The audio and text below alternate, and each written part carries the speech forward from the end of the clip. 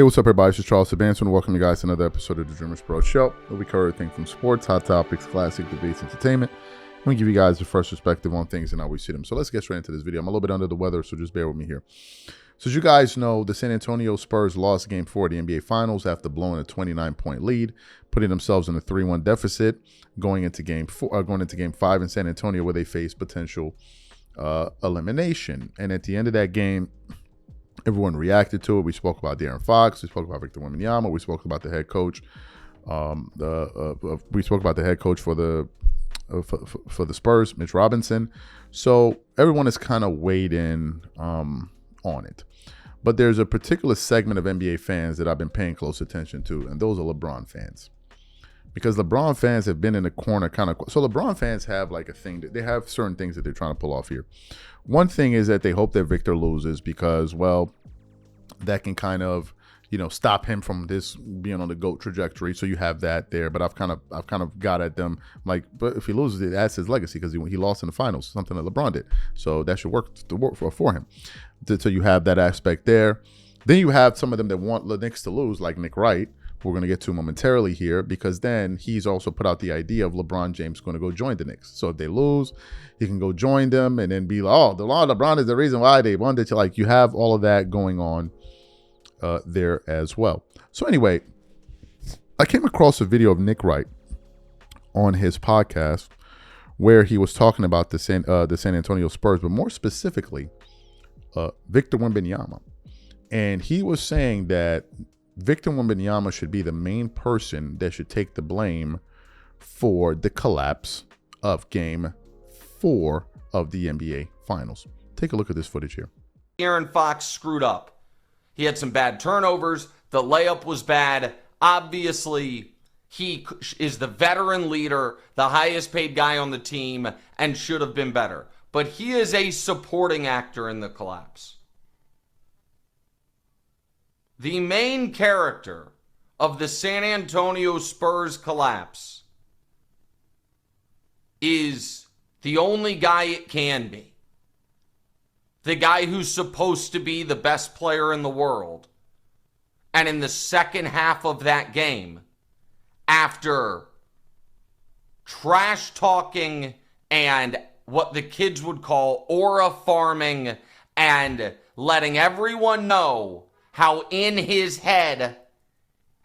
their head he went 3 for 14, looked absolutely winded, and in a fourth quarter where Stephon Castle, who's younger than him, went 8 for 8 from the free throw line, and Dylan Harper, who's younger than him, went 2 for 2 from the free throw line. He went 1 for 4. Including 2 misses in the final 100 seconds, up 1 of a finals game. That doesn't circle back to Mitch at all? How like so? with Wemby being in the game and being gassed. Like they had that huge lead. He could have taken some rest. And there were opportunities throughout the game for him to get rest, and he didn't. And at the end, like he ended up tired. Absolutely accurate. That's accurate. It is crazy that Mitch Johnson didn't find him more than 3. In the first half, he played 21 of 24 minutes. They were up at halftime 27 points. That seems crazy. In the third quarter, he played 11 of 12 minutes. They were up 29 at one point in that quarter. That seems crazy. And in the fourth quarter, obviously, he played the whole time, even though they were up 20 with 9.5 minutes left. That also, that was a screw up by the coach. I understand that. But fatigue is not why he missed those free throws. He missed those free throws. I mean, I'm sure maybe it contributed. But he got tight. And that second free throw didn't even look like his form. Like he let the ball go weird, and then it looked, Wilds pointed this out and he was right. It looked a lot like how he shot the potential game-winning jump shot where he fell and was in game 2. And he's just kind of like hoping for it to go in. Fantastic. So you heard Nick Wright saying that Victor Wembanyama should be the main person that should be blamed for all of this. But then I began to think back. I'm like, wait a minute. I know Nick Wright. Not personally, but I know him. Nick Wright is blaming Victor Wembanyama for losing in the finals. And if he loses, I'm sure he potentially blame him. But then has always made arguments for why LeBron is the GOAT and made excuses for him losing in like 2007 and losing in the finals. I'm like, how does this work? This makes no sense. Now, for those of you who probably don't remember this, we actually have some video of him on Colin Cowherd's show defending LeBron James's finals losses. But before we show you guys that footage, today's video is brought to you by our sponsor, Prize Picks. The NBA Finals are here, and for me, the basketball doesn't stop once they crown a champion because this summer of sports is genuinely stacked. I have been making all my picks on Prize Picks, America's #1 sports pick app. Here's what I genuinely enjoy about it. During the finals, I'm making picks on points, rebounds, and three-pointers, and then I can stack those player picks with soccer, baseball, or the W, and even bigger payouts. It is simply selecting more or less on a few player stats, putting them into one lineup, and following along within the same app. And it's now available in all 50 states, including California, Texas, Georgia, and Florida. In the finals, this is where legacies are made. You can get in on one of the biggest games of the season and make your picks on everything from points and rebounds to dunks, three-pointers, and fantasy score, all before the champion is crowned. Prize Picks is a preferred partner of the NBA, making every game even more exciting to watch. Download the app today and use code CLNS to get $50 instantly in lineups when you play your first $5. Download the app today and use code CLNS to get $50 instantly in lineups when you play your first $5. Prize Picks, a preferred partner of the NBA. All right, perfect. So what I want to do is I want to play this video for you guys here of Nick Wright on the Herd. I want you guys to take a look at that, and then we'll come back and continue on the show. Take a look. LeBron James now is saying publicly, yeah, I'm looking at MJ. I'm looking at Jordan. I think about it. It's a goal of mine. Right. And you're okay with it. What else should he look at? That's the only mountain left to climb. And if we're being fair about LeBron, if we just stack up both of their careers at this age, 3 rings to 3 rings, 4 MVPs for LeBron to 3 for Jordan at age 31. LeBron more points, rebounds, assists. LeBron 7 times in the finals, Jordan 3 times in the finals at this age, and people dismiss it. This is an interesting thought exercise. If you're driving around in your car listening right now, if LeBron were 3-0 in the finals and said, I want to be Michael, you probably would say, okay, yeah, okay. I am more willing to entertain that idea if he were 3-0, which just means we're penalizing him for advancing in the playoffs. Of course. Like if the year he lost to the Spurs in 2007, if the Pistons had knocked him out, if the year they lost to the Mavericks, if the Celtics had knocked him out, if the year they lost to the Spurs, if they had been knocked down in the Eastern Conference semifinals or Eastern Conference finals, and he were 3-0, then people would say, okay, yeah, then maybe you can be Michael. The idea that he's penalized for making the finals a bunch of times is absurd.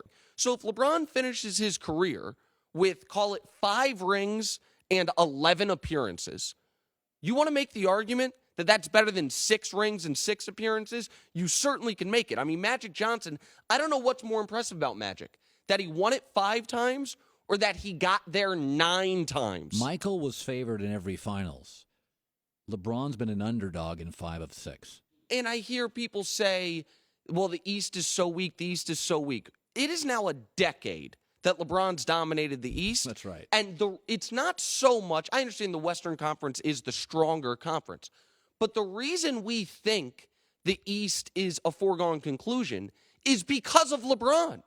Like, if LeBron's not there, then we're like, oh, wow, the East, it's up for grabs. People act like it is a cakewalk, but it's because LeBron's so great. You go, he's in Cleveland, they're the best team in the East. He goes to Miami, they're the worst team. He goes from Miami to Cleveland. Miami doesn't make the playoffs. Cleveland's the best team. I mean, who else is LeBron supposed to chase? I'm not saying he's necessarily going to get there, but at this age of his life, at age 31, he's done more than Michael did at age 31. And people say, well, Jordan retired for 2 years. No, he didn't. Jordan retired for a year and a half, came back, was good enough to score 55 in the Garden 3 games in, and then got his ass kicked by the Orlando Magic. And to get knocked out when people are like, oh, they would have won 8 in a row. What do you mean they would have won 8 in a row? Michael Jordan played in those games. I know the NBA's burned the tapes, but it happened. And so let's say, if we're just recreating history, let's say Jordan was brilliant in that Magic Bulls series. He wasn't, but let's say he was. And they beat the Magic. And then Akeem and the Rockets beat the Bulls. To me, that would have been more impressive than what happened. Oh, wow. How can people make the argument that 6 for 6 is this amazing thing as opposed to 6 for 7? What you're saying is losing to the Magic was more impressive than beating them and then losing in the next round. It's a logical fallacy, and it frustrates me. So you saw that. So while I was preparing these notes, Mitch that works with us here, he began to kind of send me some bits of information that I frankly wasn't aware of and began to really make me think.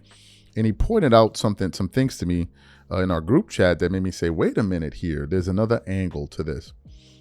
So he first said that he pointed out the fact that De'Aaron Fox and Mitch Johnson are clutch clients. Now, I didn't know that the coach, Mitch Johnson, was a clutch client. Now, why is that important? We all know that the donkey of the night was De'Aaron Fox. But by Nick Wright deflecting blame from those guys and putting it on Wemby, then it protects clutch clients.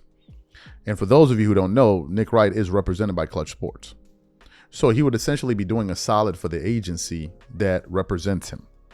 So there may be more at play here beyond the fact of just defending LeBron James for losing.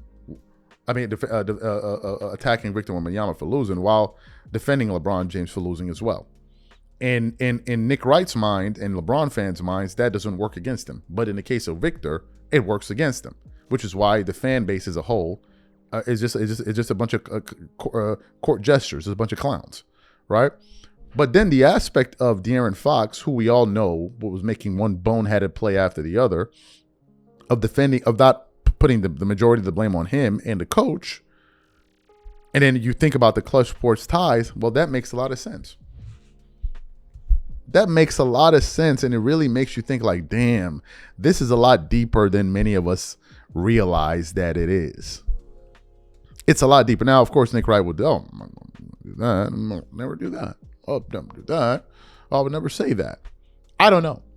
I'm not saying that's what he's doing, but you can't help but think about stuff like that when that's the reality. I'll leave it to you guys to discern for yourself in the comments. Whatever you guys think, leave it in the comments, and we catch you on the next show. Peace.